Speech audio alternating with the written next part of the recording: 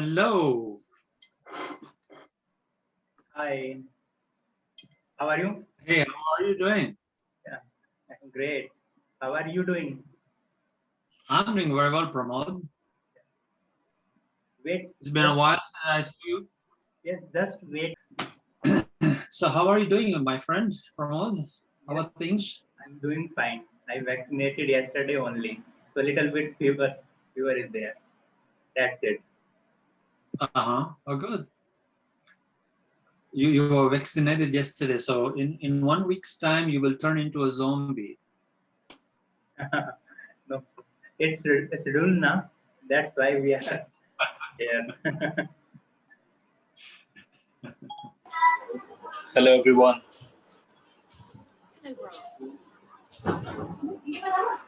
Hello. And thank you, sir, for joining and giving us the knowledge that you are going to provide. We are very thankful to you. Thank you. Sorry? Gaurav, how are you doing, my friend? I'm doing good, sir. How are you doing? I'm doing awesome, man. So Now, you're in, yeah. before you say sir, you can just call me Brahm. Okay. So, Brahm, I just wanted to know that you're in Canada right now or in US? I'm in District 86 in Canada, in Ontario, Southern Ontario, District 86. Okay. Great. So how's environment over there, like Corona and all?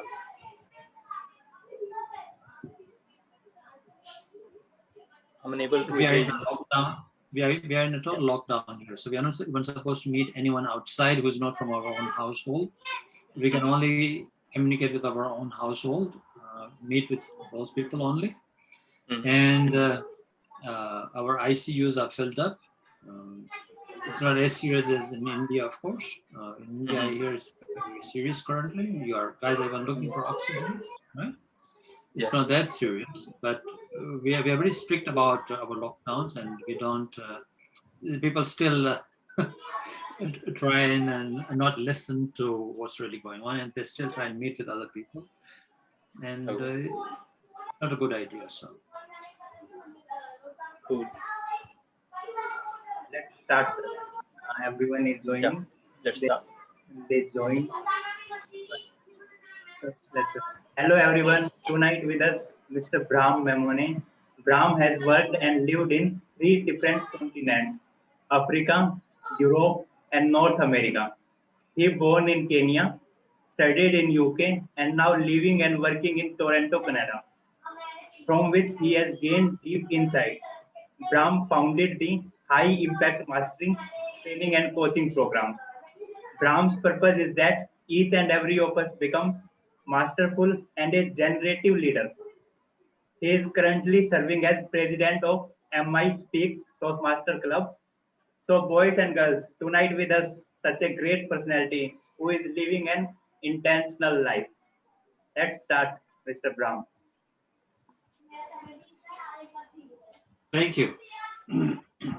Thank you, Pramod, for arranging this cozy little meeting. I love it. Let's talk about personal development and what it means to live an extraordinary life. Okay, since we are so few people, it'll be even much better to sort of connect with you guys and to get to know you and you to get to know me. So, what is an extraordinary life? This is not a one-way lecture. This is a two-way lecture, which means you speak to me and I will be speaking to you. And that is the way to learn, is we learn from each other. Now, what is an extraordinary life? Let us examine that. So an extraordinary life would be what? Something that is out of the ordinary, of course. Something that you add extra to the ordinary. Now, what is the extra that you can add to the ordinary? And how do you add that extra to the ordinary when we all know that to go that extra mile, to give that extra little bit of service more than what the next person does will take us many miles forward, but it doesn't really happen. What gets in the way? of that extra. So it means, how can you go beyond the status quo, right? And how do you go beyond the status quo? It's go that extra mile, but we don't know how what the extra mile is, and not everybody is doing it. And so when you go that extra mile, what does it mean? So that's what we're going to examine today. Now, let me ask you guys, and I want some answers from you. Throw your question, and just tell me or raise your hand and you can talk. Is what in your mind is that extra that you're doing or would like to do that perhaps would create something extraordinary beyond the mundane, the ordinary, the average, the status quo? What is it? Any idea? Anything that you guys have? What would propel you to do it?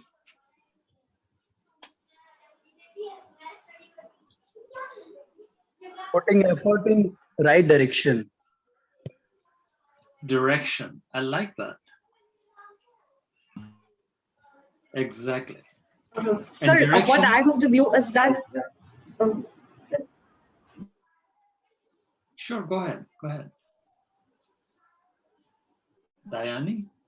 Sorry, you're frozen. Can't hear you. Can you hear me now?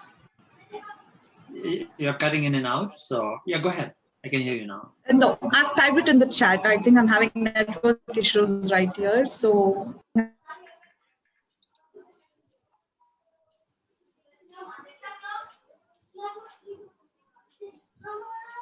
So we have here that extra is different from person to person based on the perspective. Extraordinary would be ordinary for one person, is different from another.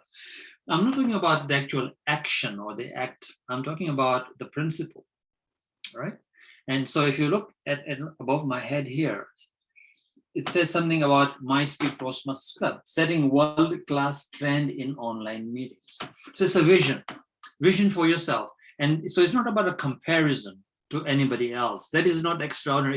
If you start to compare yourself to anybody, it's nothing extraordinary. It's just normal human nature, is that if we are not an aware, conscious human being, then our tendency is to compare ourselves to somebody else. That is the normal human tendency. How can I be better than this person? And how can I compete with them? That is all based on hierarchies. And human beings are all wired for hierarchy. Every one of us is totally wired to be hierarchical, but that is the peripheral wiring. What I mean by peripheral wiring is the survival mechanism. The brain is wired for survival. Anything happens and it reacts instantaneously because it is on a survival basis. That's how the brain acts and reacts, to protect yourself, to defend, to deny, to avert any attacks. And the very first thing that the brain will do is it'll either start to fight or run away and so on. That's the basic instinctual behaviors that creates hierarchies in our societies. So all of us, the 7.7 billion of us, are all wired the same way. Right?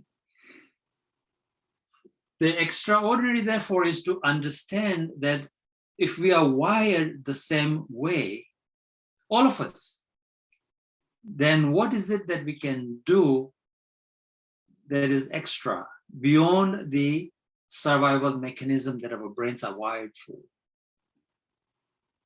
which is the thriving part of being a human being. Some people will call it spiritual. Some people will call leadership. Some people will call it communication, which is what Toastmasters is if you are in a Toastmasters group. And I don't know how many of you are in a Toastmasters group, but that's what that is. Right? So if you are going beyond the survival level into the deeper levels of being a human being, then that is extraordinary. And there is no gauge for that, right? Every one of us can do that. And it's not about comparing your journey to anybody else's journey as to how deep you can go. It is not about comparing yourself to Mukesh Ambani and saying, oh, this is what Mukesh Ambani is doing. He's, $40 billion rich guy, is one of the second or third richest person on the earth. And to him, what an extraordinary thing is extraordinary to me. That is not the case. It's all about being conscious human being, an aware human being. Some of the greatest gurus have owned nothing, zero, but they have the wisdom. So what does it mean? We have very smart people in our industries, extremely smart, bright people. But is there enough wisdom?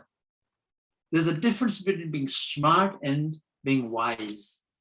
There's a huge difference. So wisdom is all about going inwards and really looking at who you are as a human being.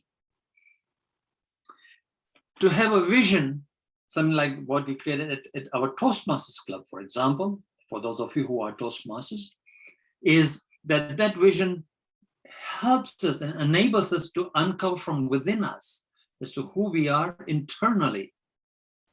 It allows us to raise our benchmarks of our ability to perform, to be effective human beings. And when we raise those benchmarks, then there's a gap between where we are and where we want to be. That's the gap we want to fill as a human being, as an effective human being. And how do you become an effective human being? How do you become an aware, conscious human being? That is the question. And that is the question about being extraordinary. So it is not about having billions of dollars or having big projects or, okay, I will climb Mount Everest and I will go practice for it. And I'll climb Mount Everest. At the end of the day, are you a better human being? That is what I'm talking about. That's why it's called deep dive into personal development, about make your life into an extraordinary project of mastery. Mastery is about being masterful about yourself, who you are. And what is mastery and being extraordinary, therefore, is internally how you act and react to circumstances that are outside of yourself. And how do you do that is through awareness, as to how you're responding and how you're reacting to circumstances, to become aware of those reactions and responses. So what you in effect are becoming is a responsible human being. Responsibility. Two words, response and ability. Then you join them, it becomes responsibility. Is your ability to respond. And the ability to respond is, again, is awareness. Now, okay, so let's get into awareness itself. Have you followed so far? You can sort of put a reaction, thumbs up, rather than say anything. Yes, you sir. can put thumbs up on your screen so I can know that you guys are there, because you're all blank. So at least you talk to me through your reaction button. Perfect. Thank you very much. Thank you. Okay, so now you can see the slides and you can see me, right? Even though you don't have your screens on, correct?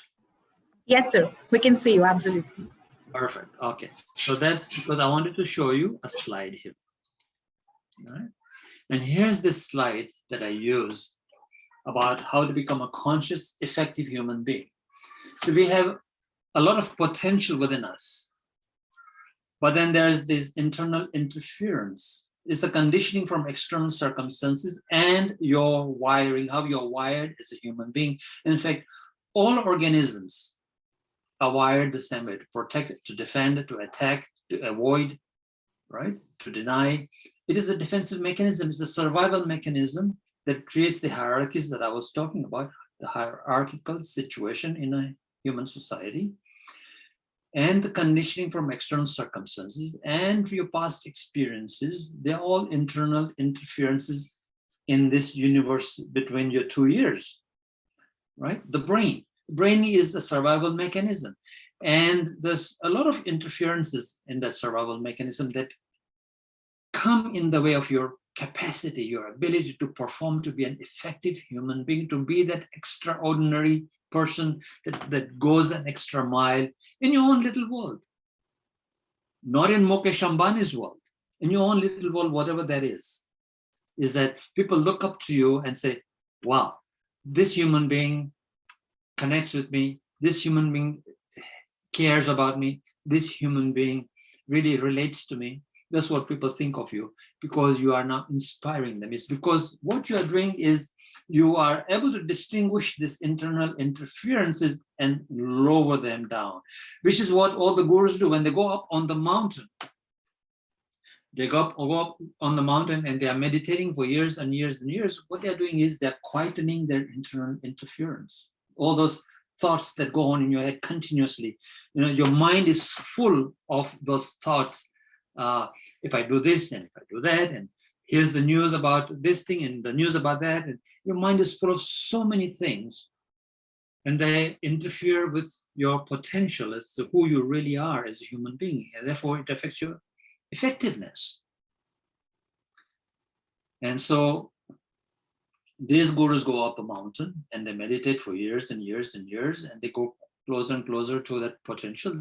In fact, they're becoming highly effective human beings, and yet they don't own a single penny. Now, as you and me, though, we don't want to go up the mountain and become a guru and renounce the world. That to be an extraordinary human being doesn't mean renunciation, nor does it mean to accept everything the society is telling you what to do. It's neither one of those. It needs a new type of thinking. So, you know, when we go to school, they teach us how to be smart and clever and get good grades. But they don't teach us wisdom, which is how to get rid of this internal interference. Nor do you want to go up the mountain with the guru for 10, 15 years or to an ashram and do that. Because you want to put food on the table, you know, there are other things that you are interested in. And so this is meant for professionals as to how to lower this internal interference. And of course, what are these internal interferences to begin with? Well, there's conditioning from the society, right, to begin with. The conditioning is simply ideas that the society wants you to adopt. Your expectations and your attachments of how things should be. When that happens, you have a fixed mindset, and a fixed mindset is not flexible. An effective human being is very flexible. A conscious human being is very flexible. They say the tree that bends with the wind will stay however strong the storm is out, however strong the wind is. If it bends with the wind, like the bamboo tree, it will survive. If it doesn't bend with the wind and the wind comes very strong, you will see trees being uprooted. We've seen pictures of those. The bamboo tree doesn't get uprooted that easily. So all your attachments to certain ideas, how things should be, when you use the word, this is how you should be, and you probably told your friends, and you tell yourself, I should do this, and you should do that, and you should do this. That is a fixed mindset. Whenever you hear yourself use the word should, is an indication of a fixed mind. A learning mindset doesn't have should. It is like what is possible. A learning mind is what a mind should be. Constantly learning, which means a learning mindset is always expanding and expanding, continuously expanding to infinite. And you know, people have said, and gurus do say, you have an infinite mindset. It's possible. And when you have an infinite capacity to create, how your effectiveness becomes very much higher. Now, here's the thing, the internal interference. See, all those thoughts that are going on in your brain. The brain is continuously thinking this thought and that thought and whatever thought, and is full of thoughts that do not serve you. This 3-pound internal brain that is in between your 2 ears,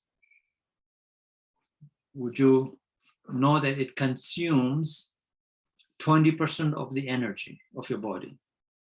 So 20% of everything that you eat and drink is consumed by this little organ in your head, 20% of it. And so When there's a lot of interference, it's consuming a lot of energy. When it's consuming a lot of energy, then you feel tired, exhausted, anxious. Did you get that? Yes, sir. Perfect. Got Because- that, but I have a doubt, if it's okay. Very So harsh. we talked about monks and gurus who go to mountains to calm their head so that there is no interference. But sir, isn't that what our head is basically meant for? To make noise, to think of different things which are out of our domain, to progress in that regard. Isn't that what our brain is supposed to do? Okay, that is creative thinking. That is about effectiveness. So what I'm saying is the internal interference is those thoughts of survival, what I should be doing, what I shouldn't be doing, and so on. It's not about progress, and it's not about the future, and it's not about a vision. It's not about creativity. Your creativity increases when you lower these interferences of expectations, attachments, and so on, and the survival thoughts. Those are not creative thoughts. In fact, when you reduce the internal interference, then potential is your creativity, actually, your creative thinking, your innovation, and so on. So that's what that is. So those are two different things, absolutely two different things. To be an effective human being, of course, and you're going to work, you need to be a very creative human being. You need to be a very collaborative human being. To be a collaborative human being, you have to reduce the internal interference that comes in between you and collaborating with other people. My success has totally been, Harsh, based on connecting with people, to have rapport with people, instant rapport with people, instant connection with people. And I had to reduce my internal interference to be able to do that. Is, you know, the judgment, or who is this person? Why they're dark skin, the light skin? Why is the hair that way? They look very strange, you know, can I trust them? Can I not trust them? You know, all those subconscious thoughts are going on, hundreds of them. Actually, the subconscious mind is 400 times faster than your conscious mind. Your conscious mind only occupies 5% of your brain, the prefrontal cortex. The survival brain, which is the brain stem and the limbic system, is 95% of your brain, which drives your thoughts of defending, protecting, and so on. And when you meet somebody, it's all about, you know, what's it all about? What is it? What's in it for me? It's me-centered, which is the hierarchical wiring of a human being, of any organism. Survival, like me first. But the thriving mindset is about we, not me, not you, not me, but we, together, interdependent. So when you start to lower this interference about, you know, judgments and so on about the person, it's not there anymore, like nothing. You meet somebody, they will instantaneously trust you, and you will instantaneously trust them. A rapport is created, a connection is created. That is the basic fundamental of being extraordinary human being. You know, when we say, when you are a leader, you need to inspire your team. You need to inspire the people in your teams. How do you inspire people? I'm called into organizations, and I get assigned a team, and within a day, the team totally trusts me. Within a day, the team is already working very hard. Within a week, we start to create results that the corporation wasn't able to create before, because I don't have this. Or I don't go on a mountain, but I do meditate, and I make sure my mind is clear. You know, I have no judgments about people. I don't assume anything about them. I don't have any assumptions or expectations of any sort. And now you might say, in an organization, there are expectations. And I said, no, there shouldn't be expectations at all in an organization. In fact, what there should be is what is possible. When we've hired this person, when we've hired Harsh, what is possible? How can we inspire him to go to the next level, rather than as an expect, hey, Harsh, you better do this, rather than, hey, Harsh, what's possible? How can we together make sure that you get to the next level? There's a different conversation now, isn't it? Rather than, hey, Harsh, we've hired you for this, you better perform, or, you know, performance time comes and, hey, you'll be out of the door. That's a lot of interference. Now you're under pressure to perform. And when the company doesn't have that and you don't have that, great amount of things are able to be possible.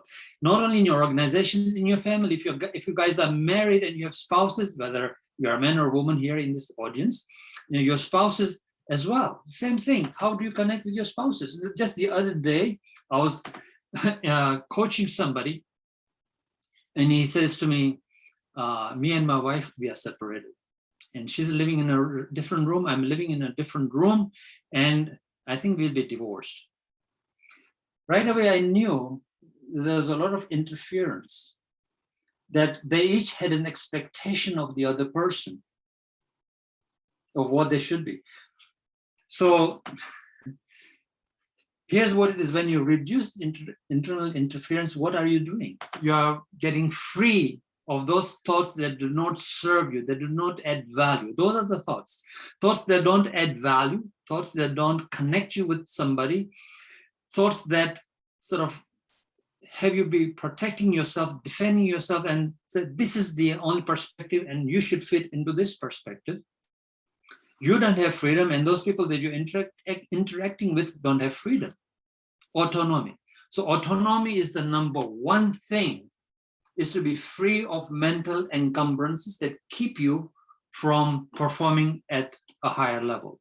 The higher level of expression, higher level of creativity, the higher level of being effective human being, the ability to understand yourself deeply, that these are my peripheral thoughts and that don't give rise to thriving. In fact, that's only survival thoughts, and I need to understand those. I will never be able to get rid of them. You can't. Your brain is still there. Your subconscious brain is always going to be there. And when your subconscious mind is always going to be there, you're not going to get rid of those thoughts, but you'll be able to quieten them, and you'll be able to conquer those thoughts by transcending them, not by suppressing them, but by transcending them. And so they become quieter because you're not giving them power. And when you don't give them power, that is mastery. That's personal mastery. So personal mastery is all about being an effective human being. Effective human being means to connect, to create a relatedness, and then to collaborate, and then to create something extraordinary that most teams are not able to create. The agile teams, the teams that are very fluid and flexible, are learning teams, teams that are able to create results out of the ordinary because they are not working on this, you do this or else. This is like they are based on, hey, what's possible? How can I help you? How can I take you to the next level? Don't worry about, trying to defend yourself, protect yourself, whatever. They don't say that, but that's the way it should be. And so when this is not there, the whole team rises to the next level. Make sense so far, ladies and gentlemen? Yes, sir. Brahm, I have a question. Sure, go ahead. What are the ways to remove those internal interferences? Like one should meditate always, or what he needs to do to remove these internal interferences? Well, even if you meditate, if you don't know what you are looking for, then you can't. And we only have half an hour, so, or even now less, because I almost stopped for half an hour. Oh my goodness, it's 12:28. I can keep going anyways. But here's the thing.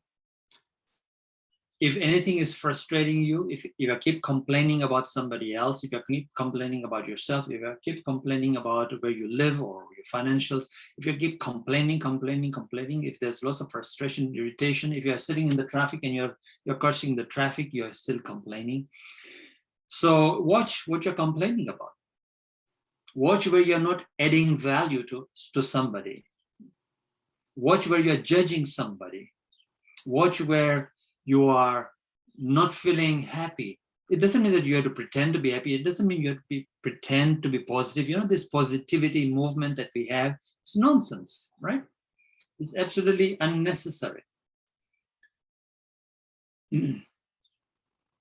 Instead of being positive or negative, whatever it is, more of, let's look at the internal interference. which is what I just Yeah, it explained. is so true. But what I want to ask is, one needs to live in the society only. No, everybody can't go to Himalaya and meditate over there. One needs Exactly. to face all, yeah, one need to face all these circumstances in daily life. Like you're saying that Exactly. one faces the traffic and curses the traffic. I'm okay with this, that one should not face, one should not curse this. But what is the way? What should be the way of life to remove these all these things to get positivity in life? Yes, Dheeraj. So I'll say this. I said, notice when you are complaining, right? Notice when you're judging people, right? Notice when you have negative thoughts. Just notice them, and then understand that these are based on survival mechanisms, the complaints, the irritation, the frustration. And so what you do is you close your eyes and breathe in, breathe out, and say, okay, let me see if I can divert my mind from complaining to not complaining. So most of transformation happens in what you will not do. And you probably have heard this from many gurus, right?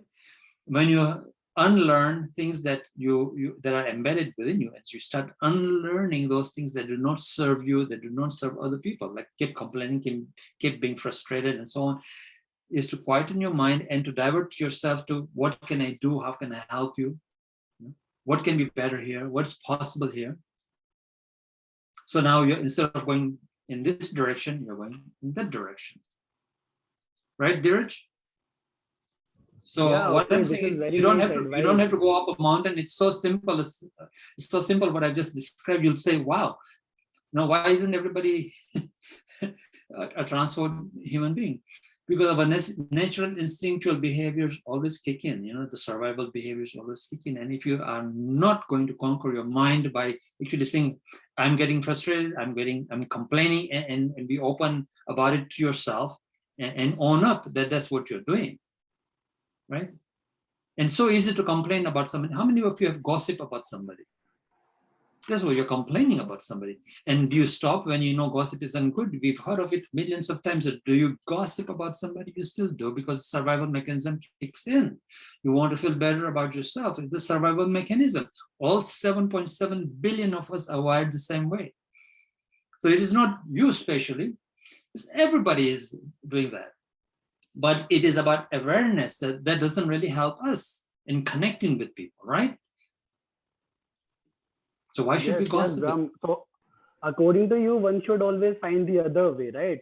That Correct. instead of complaining, you should try to solve the problem or try to put in some effort to get other ways, right? Yes, correct.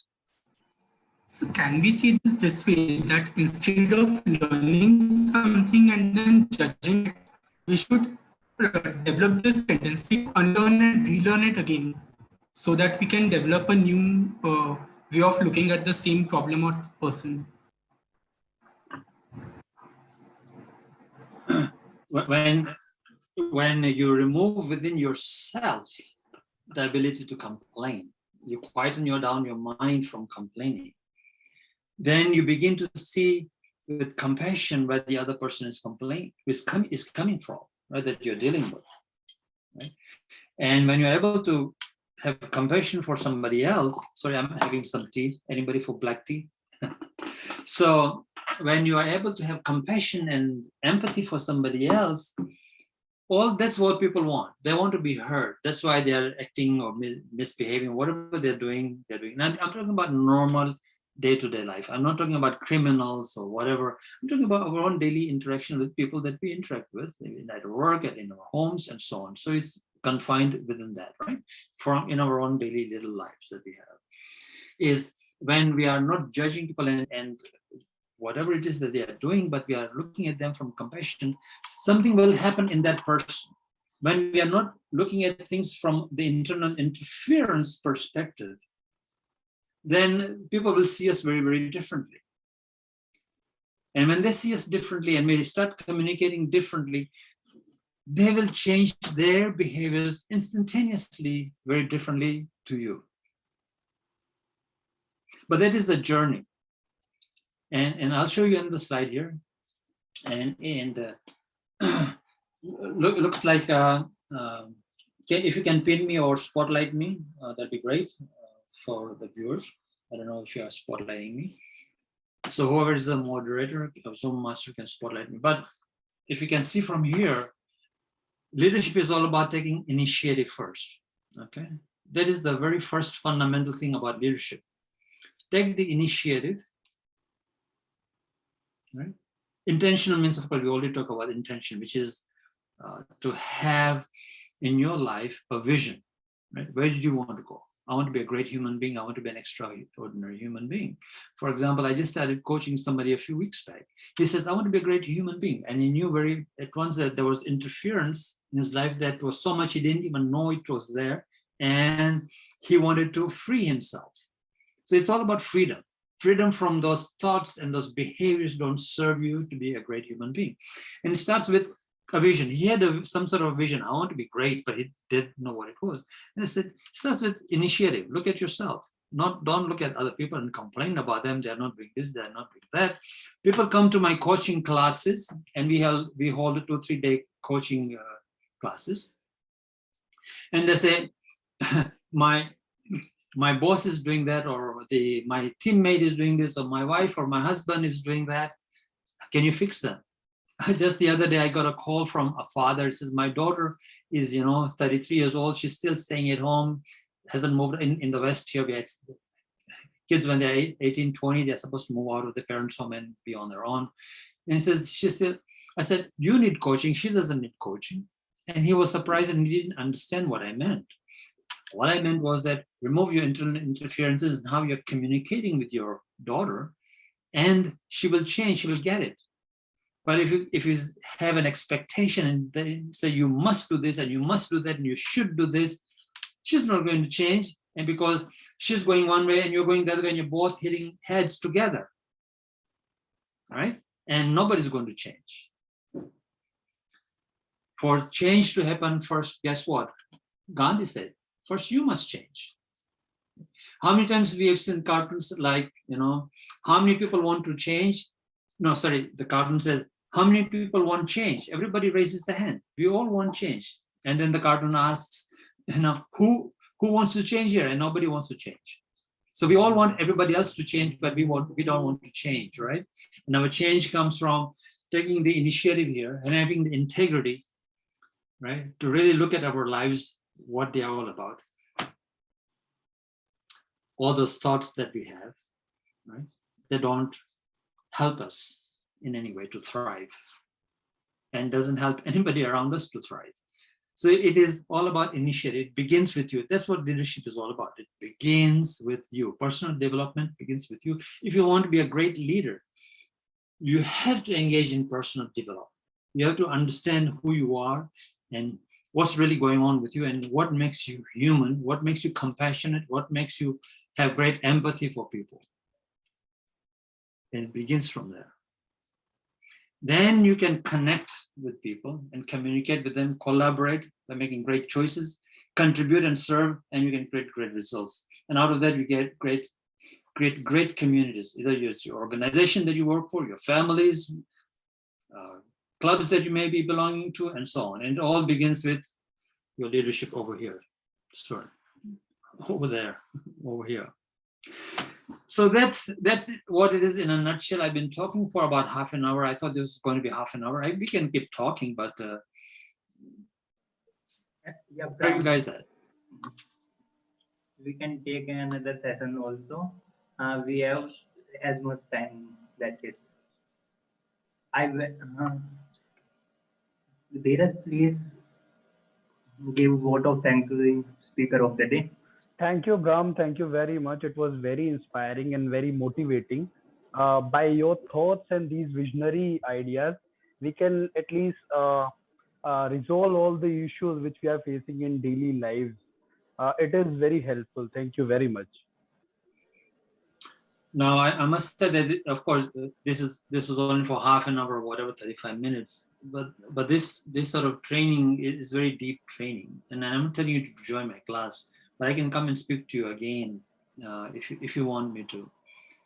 And it's really a deep training about exactly what these thoughts are and what's going on, the stories we have in our head that we carry around with, and we think I'm right and you are wrong. And as soon as you say I'm right and you're wrong, boom, you are again working from the interference rather than from your potential, right?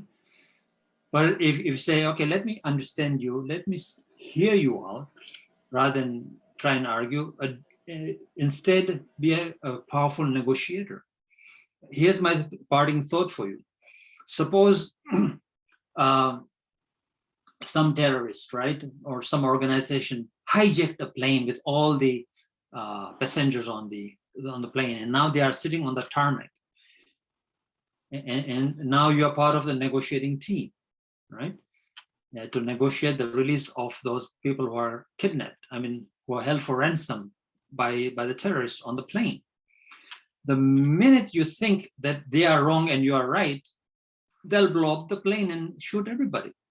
To be a powerful negotiator, you have to understand who these terrorists are, what their background is, why they have captured this, why do they want ransom, what is the real story that's going on in their head, and begin to understand and have empathy and compassion and talk to them from that place, from your potential and their potential, rather than the interference part. What the heck are they think the Azar, will send in the commandos and will try and blow and kill this terrorist and whatever. And before you do that, they've probably blown up the plane. Powerful negotiators are very rare on this planet. And that's what you want to become if you want to become very successful in your life and do extraordinary things, to be powerful negotiators, which is part of communication and leadership that we learn about at Toastmasters. Those who are not Toastmasters, join Toastmasters. Those of you who are in Toastmasters understand somewhat what I'm saying, right? Be a great negotiator. Think of everyone as they're holding somebody at ransom. And how we are going to release that is by releasing yourself free, to be free of those thoughts that keep you from being an inspiring human being. And then you can release others as well from their thoughts when you have released yourself from those thoughts. So that's the party. Thank you very much. Thank you. Such a great celebration. Thank you. We are looking forward with you. Thank you, sir. Thank you. Hello. Hello. Hi, Devika. Yeah, I am Geeta, sir. I'm actually Geeta. My daughter's name is Devika, so I joined in. Sorry. Okay, so I'm Geeta. currently staying in Kenya. Okay. Yeah, I'm fine, sir. I'm currently staying in Kenya, Nairobi. Oh my goodness, that's where I'm from. I grew up there. Yeah. So, Oh wow. so I am also Awesome. enjoying here. Mm-hmm. So How do you I'm find here Nairobi? from past yeah, it's very beautiful and I love to live here. It is great. My son is the pilot and he lives in Nairobi and he's a pilot. Oh, okay. So one thing I learned from this, I don't work here, but my husband works. So wherever he travels, I travel with him, with my daughter and him. One thing I learned, wherever I meet any person, I believed them instantly. Like, I don't think they're from different community, different country. So ways they are what they eat, what they think. I instantly believe them. That's why maybe I have so many friends here and they are still connected with me. Awesome. If they gone back to their own country also, still we are connected. Mm-hmm. Oh, wonderful. So yes. that is the thing I want to share with you. That's the beauty of living in Kenya, is that there's so many different people from all over the world over there. And it's so easy to make connections, so much easier, and then keep connected, because especially in Kenya, because it's such a diverse country, people don't tend to judge each other or whatever in the social communities and so on, at least anyways. And people form strong bonds much more easier there. So yeah, great. Thank you so much, Brahm. I think it's Very nice to hear from you, and I'll ask Pramod to definitely arrange more, longer programs with you. We are all getting benefits by your thoughts and ideas. Thank you so much for now, and we'll definitely arrange a longer meetings with you at least. Absolutely, anytime, of course. Yes, definitely. Thank you very much, everyone. Thank Okay, you. thank you. Yes, very sir. much. Thank So you. one last thing here. Yes, Diane. Yes, sir. This is Dayani, CA finance student from Karnataka, India. Actually, we are not into this Toastmasters as such, but we CA students have formed a speakers forum in Bangalore, and every Sunday we hold meetings in the lines of the Toastmasters, and we keep projects and all. So we would be really blessed if you could, actually attend our meetings and address us on one such occasion. Oh, absolutely. So I Yes. just wanted. Absolutely. I can certainly do that. And so, Yes. are you guys on WhatsApp? Yes, sir. Okay, let me put on chat my WhatsApp number. Yeah, sure, sir. So when you send a message, please identify yourself. Otherwise, I have to block you because we don't know who the message is from. Just say, you were at this meeting and you're connecting with me. So I know that somebody legitimate that I need to connect with. Okay, send me a message on WhatsApp. Definitely. Yes, definitely. Thank you. You're welcome. Thank you, Brahm. Thank you. Thank you, Pramod, for arranging this. You are a real leader that you've arranged this meeting of your friends and so on. That is leadership. You took the initiative. So thank you so much. Thank you. Thank you. Thank you so much, Brahm, for your time and your ideas. Thank you. You're welcome, Dheeraj. Bye. Bye. Take care, guys. Bye, everyone. Bye. Good night. Have a nice night ahead.